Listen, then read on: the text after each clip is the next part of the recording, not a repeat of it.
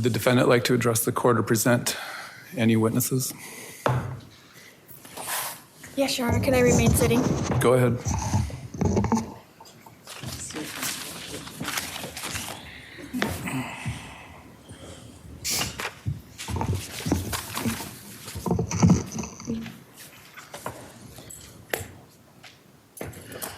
Representing myself at these two trials was a constitutional right that I exercised.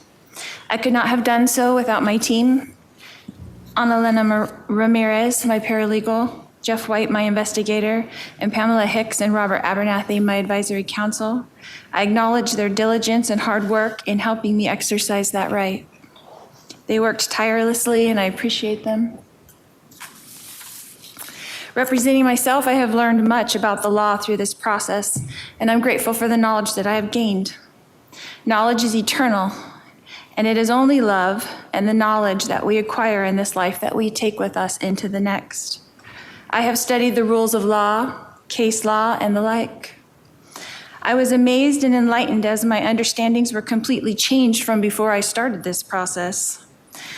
Before this long court journey, I only had basic understanding of the judicial process. I was of the understanding that both parties would be able to get up at a trial and each tell their side of the story, but I soon learned that the rules of law do not allow that. Actually, they do. The process is much more complex than that. It is not designed for that, although the Constitution of the United States was designed for that. The rules of law negate most of that. As a defendant, I was precluded from calling several witnesses. Other witnesses for the defense were precluded from testifying things that they did witness. As a defendant, I was precluded from asking law enforcement specific questions. I was also precluded from admitting documents that the state turned over to the defense as discovery.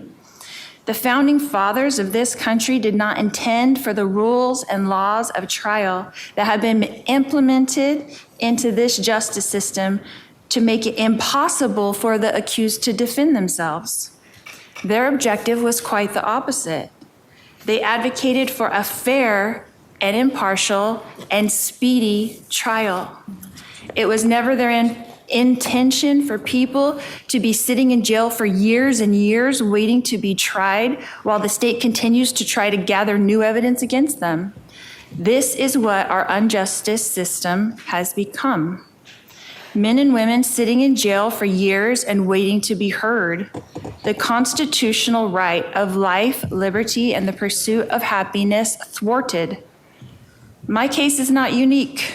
There are many here in Maricopa County that have been in jail almost 10 years waiting to be tried. The conditions of this jail are not for long-term confinement. You do not have access to direct medical care. You do not have access to proper nutrition. You do not have access to sunlight. You do not have access to decent dental care. In fact, when you have been at Maricopa County Jail for 1 year, they come to your door and offer you a vitamin D supplement because you have not been in the sun in a year. Imagine this for years. It is inhumane. The state of Arizona, according to the laws, since I am a prisoner from another state, only had 90 days in which to give me 2 speedy trials. That's 3 months. I arrived here at MCSO on November 30th, 2023. That is over a year and a half, 20 months specifically. That is over 6 times the amount of time it should have taken for me to have these 2 trials. But Arizona leaves this law up to the judge's discretion, and the judge has the power to extend your trial at his will. Even though the 6th and 14th Amendment of the Constitution of the United States proclaims otherwise. 98% of all cases in Maricopa County end in plea deals where the accused plead guilty. And I'll tell you why. It's so miserable in that jail that they plead guilty so they can go to the prison and have decent food, decent sunlight, and a chance to live. 2% of all cases in Maricopa County that actually do go to trial, of all the cases that actually do go to trial, only 0.2 end in acquittal. That is 1 out of 1,200 people who go to trial go home. That's actually not the correct step. Is that a system designed to convict you? The rules of law governing trial assure that. As you witnessed in my 2 cases, the judge supports the state to achieve this outcome. So here we are, the state of Arizona has accomplished its intention. 1, to extradite me from Idaho. 2, to convict me. And 3, to add to my ledger of lifetimes. The state used countless taxpayers' money to transport me, house me, millions of dollars to wrongly convict me on 2 charges that they made sure judicially that I could not defend myself against. I know political aspirations, raises, and job promotions were at stake, so congratulations. I was convicted in the media long before I went to trial. We all know that there was no way for me to come to Arizona and get a fair, impartial, or speedy trial. And now that fact has been proven. The state of Arizona brought me here when I was already serving 5 life sentences. Now I will serve 7 life sentences. Will that be enough? Will that be enough? I want everyone to know that I mourn with all of you. I am sorry for your pain. Losing those close to you is painful, and I acknowledge all of the pain, and I do empathize. I feel it too. If I was accountable for these crimes, I would acknowledge it, and I would let you know how sorry I was. But I have witnessed for myself what it is like to leave this mortal existence and return home when I temporarily died in the hospital giving birth to my daughter, Tylee. When our spirit leaves our body and we return to the pure energy state in the spirit world, we immediately no longer feel hate, anger, envy, or resentment. I promise you. We come to earth to experience these emotions, but these emotions are immediately replaced by a blissful, heightened sense of peace, love, joy, and well-being. The moment our spirit leaves our body, we feel more alive than we ever did on earth. And we have deep empathy for those we have left behind. We do not want our loved ones to grieve or be sad. We know that they will because that's a mortal experience, but they come to comfort us. We immediately know the minute you leave your body, you are aware of who you are, why you came to earth, and that we will all be together again soon, and that this separation is only temporary. All of the cares and pressures and problems immediately melt away. And after comforting our loved ones, we move on with our eternal life, continuing to pursue knowledge and wisdom and understanding in eternal progression.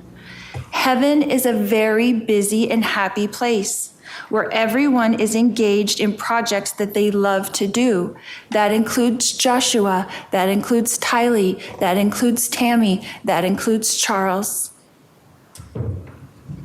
No one there, none of these people are seeking revenge or justice. So although we miss our loved ones, and I do too, I assure you that they are busy and happy and peaceful. I have felt the kind of contentment that they feel now, and I try to duplicate that here. So whether I'm giving 5 life sentences or 7 life sentences, I will continue to try to uplift and help and strengthen those around me. It does not matter where you serve on earth as long as you do it with love. It doesn't matter if I'm given 7 lifetimes or the death penalty like my husband. What things look impossible to man are easy for Jesus. Jesus tells us in the Bible not to judge, but this whole entire justice system is just that. So I want you to watch, because God will show the world great miracles. I will continue to love everyone I come in contact with, and I will turn this battle over to God. If this is God's battle, then the math doesn't matter. 7 lifetimes or the death penalty doesn't matter. God's miracles will abound. When a soldier goes off to war, he is a soldier. When a soldier comes back from war, he is a warrior. And Jesus is in the prisons. He is turning his soldiers into warriors. For the prisoners shall go free. Sometimes victory doesn't look like victory until it's finished. Prisoners who have been told that they will never go free will be free. And I want you to expect miracles, and I want you to watch for them because you will see. We fear not what man can do because God's warriors surround us. When the battle is relentless, and this one has been for over 6 years, remember, God is building his army of warriors in the prison system. He is turning Sauls into Pauls.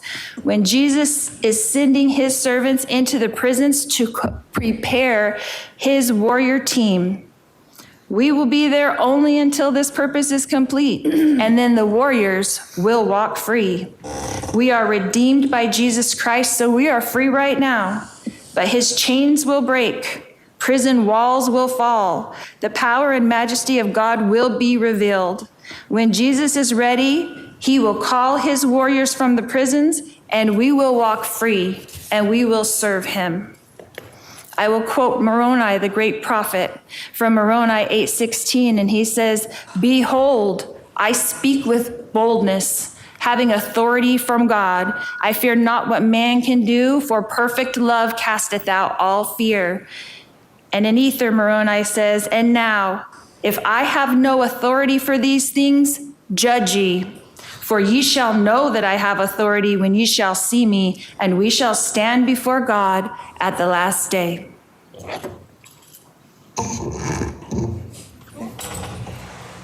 Do you have anything else?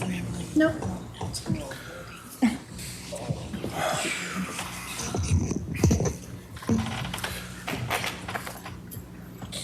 In this day and age where truth seems to matter little to our talking heads on the news and to our politicians, I'm proud that this trial court and through our jury trials, we draw on the collective wisdom of jurors to determine the truth.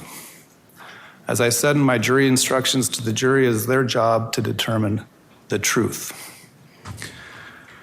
The defendant spent several minutes talking about statistics and being prevented from presenting her side, and that is not the truth. Maricopa County is a court of innovation. We virtually screened hundreds of jurors, and we kicked off jurors from service that had ever even heard of Lori Vallow.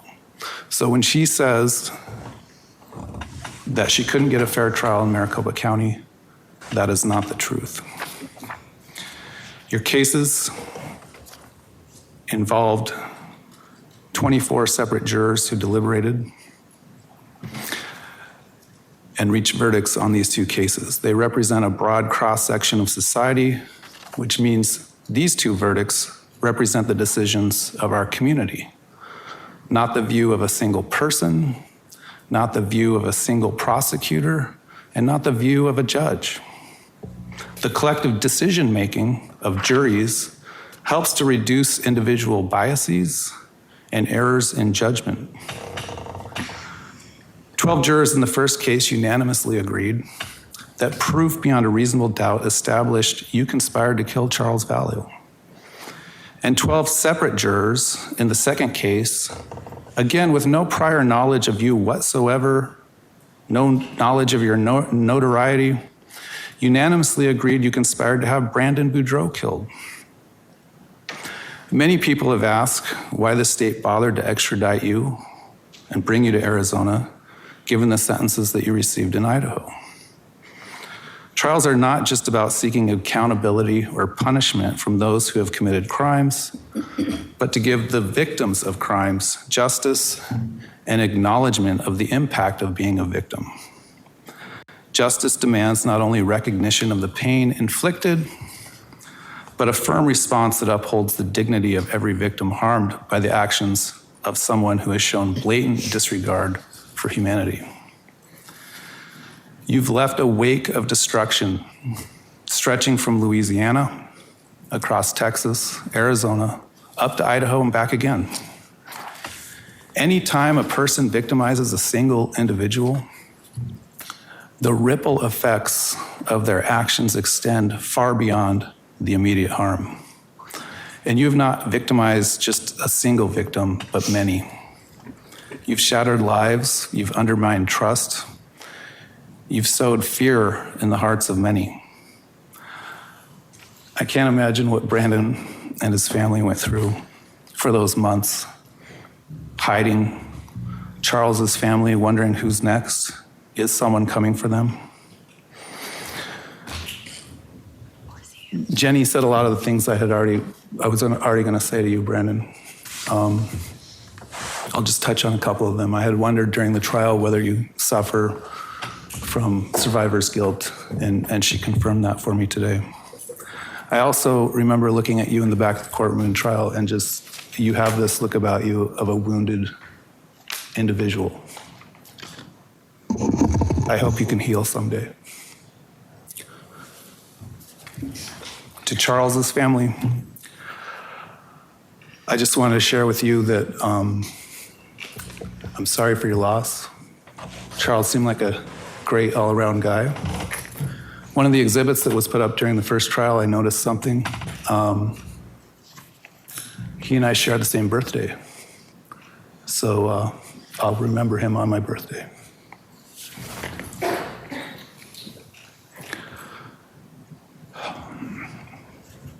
I have seen many, many cases in my career where someone faces a long prison sentence for what amounted to one split-second bad decision.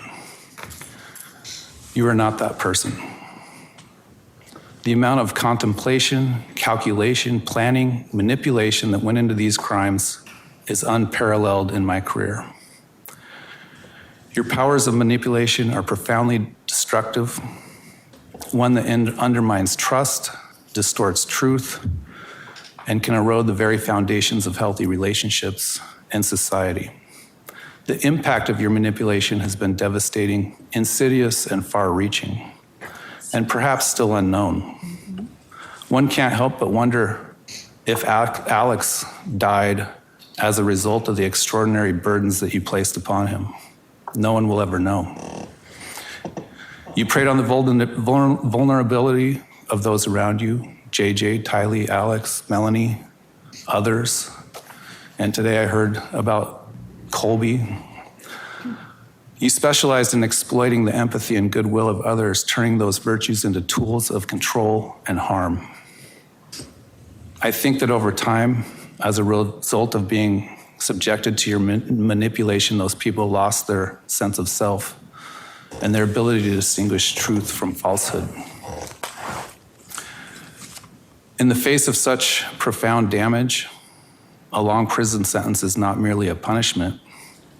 It is a necessary affirmation that our society values justice, protection, and the sanctity of human life.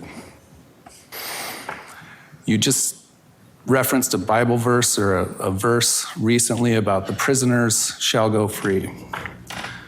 That is not a literal verse. That is a verse about people that accept Jesus can be in prison and they will go free when they die and go to heaven. But it will take an act of God for you to go free. In short, you should never be released from prison. Eventually, the camera that you seek out so much, the media requests, will lessen over time and you'll fade into obscurity. The state has requested that I find additional aggravation. The court does find that in CR 2021-001704, the offense was committed in the expectation that you would receive pecuniary gain. In the CR 2022-001242 case, the court finds the emotional harm suffered by Brandon and his family to be immeasurable. The sentences on those aggravating factors alone will be justified. The state also asked to find an aggravating factor of a prior felony conviction within 10 years of this offense. However, I'm hesitant to do that just because of the way that statute reads, that the offense had to be committed before the date of the offense on these two crimes, which it wasn't. So the court will decline to find that aggravating factor. However, as I said, the substantial amount of harm to the victims and the victim's family, emotional, financial, and otherwise, are immeasurable and justifies consecutive sentences. Ms. Vallow, what's your position on Ms. Woodcock's restitution request of $8,949.52? I just received it from my advisory council, and I'd like to get a chance to look at it. So I know that the restitution from Brandon hasn't been turned in yet, so we'll look at that and I can discuss it with my advisory council.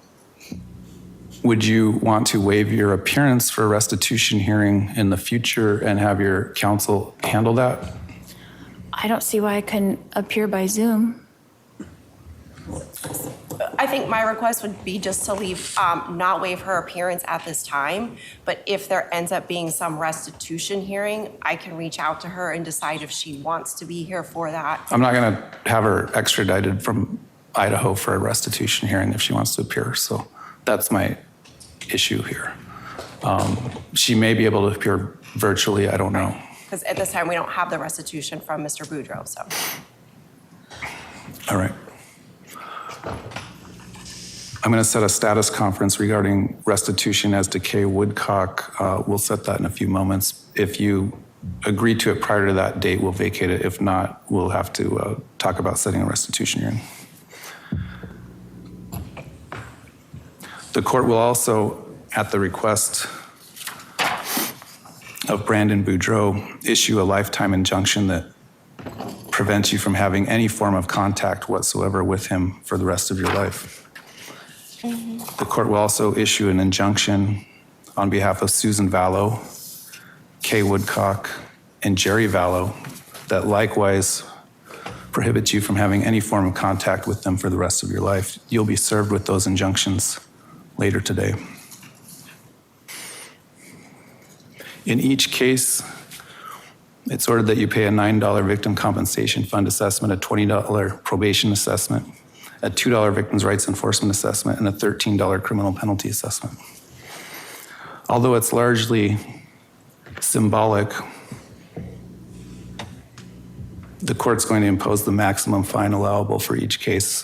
It's ordered that you pay a $150,000 fine plus a 78% surcharge on each case.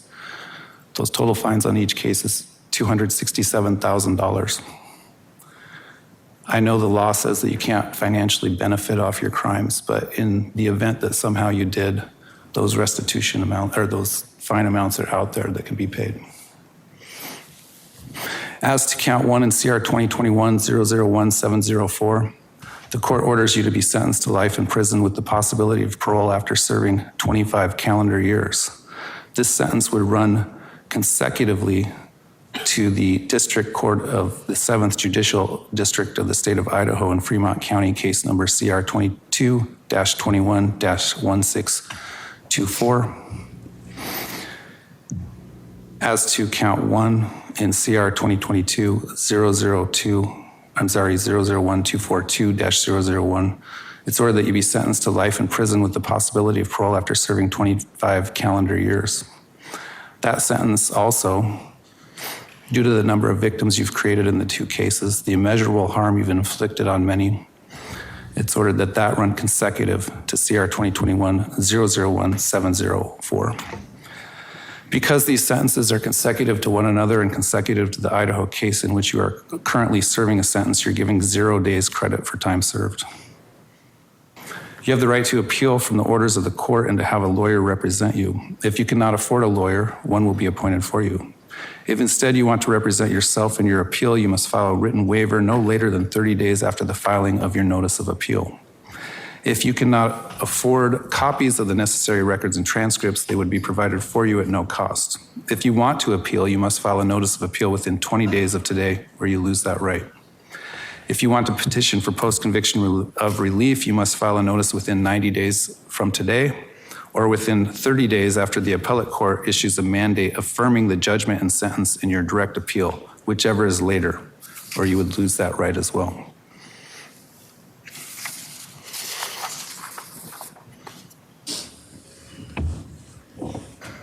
It's ordered remanding you to the Custody Department of Corrections effective today to carry out those sentences. We're at recess.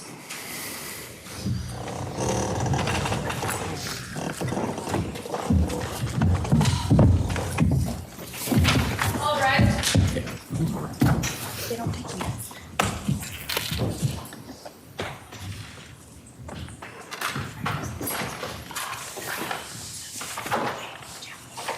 Yeah, I'm looking up the side of this.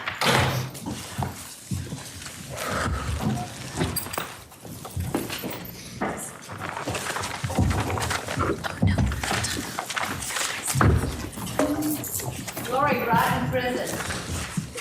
We can't do that. Let's go. Everyone out now.